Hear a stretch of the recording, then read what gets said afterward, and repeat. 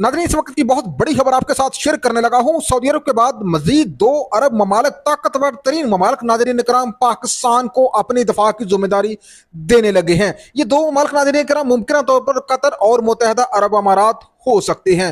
नाज़रीन कराम, अब होगा दमादम मस्त कलंदर, क्योंकि दफा होगा पाकिस्तान का, पैसा होगा अरबियों का और टेक्नोलॉजी होगी चीन की। नाज़रीन कराम, जैसा कि कल पाकिस्तान ने सऊदी अरब के साथ हिस्टोरिकल दफाई मादा किया, जिसके तहत नाज़रीन कराम सऊदी अरब का दफा पाकिस्तान का दफा और पाकिस्तान का दफा सऊदी अरब का दफा कंसीडर किया जाएगा।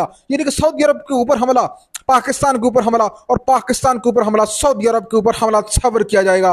नाज़रीन कराम, पाकिस्तान की एक बहुत बड़ी मजबूरी थी। पाकिस्तान के पास पैसा नहीं था।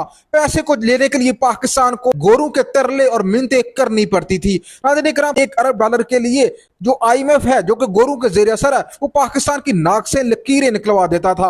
नाज़रीन कराम, अब भला हो इसराइल का, जिसने कतर के ऊपर हमला किया और अरब ममालिक जो है वो अब्दी नींद से उठ गए।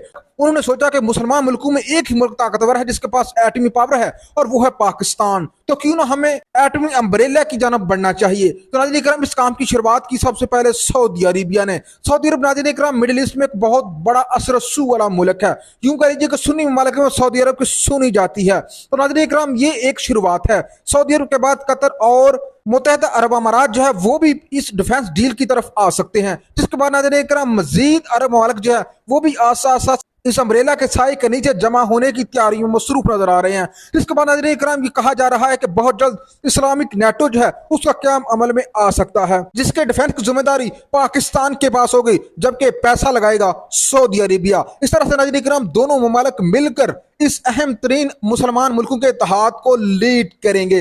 नाज़रीन कराम, आप देखेंगे आने वाले दिनों में सऊदी अरब पाकिस्तान में डिफेंस के शोबे में बहुत बड़ी सरमायाकारी करने जा रहा है, जिसके बाद पाकिस्तान का डिफेंस में खर्च करने के हवाले से जो पैसे का मामला है वो नाज़रीन कराम हल होने वाला है।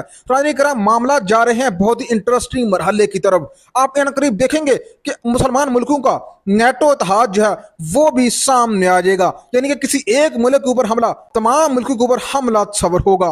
नाज़रीन कराम, यहाँ पे अहम तरीन सवाल पैदा होता है कि आखिर ममालिक को अचानक हुआ क्या है। दरअसल नाज़रीन कराम, जो इजराइल है वो किसी को नहीं छोड़ रहा। उसने गुज़िश्ता 7 दिनों में 7 मुसलमान मुल्कों के ऊपर हमले किए हैं। यहाँ तक कि जो अरब ममालिक में सबसे ताकतवर मुल्क समझा जाता है ईरान, उसने उसको भी नहीं छोड़ा।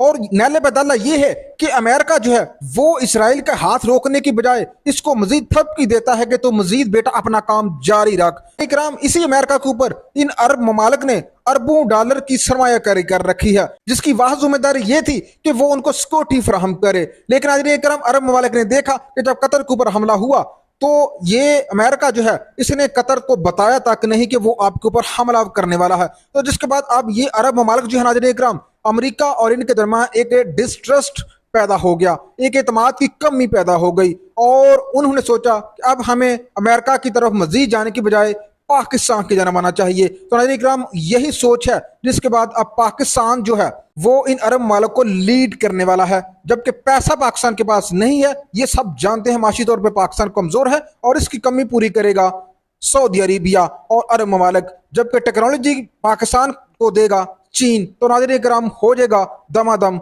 मस्त कलंदर।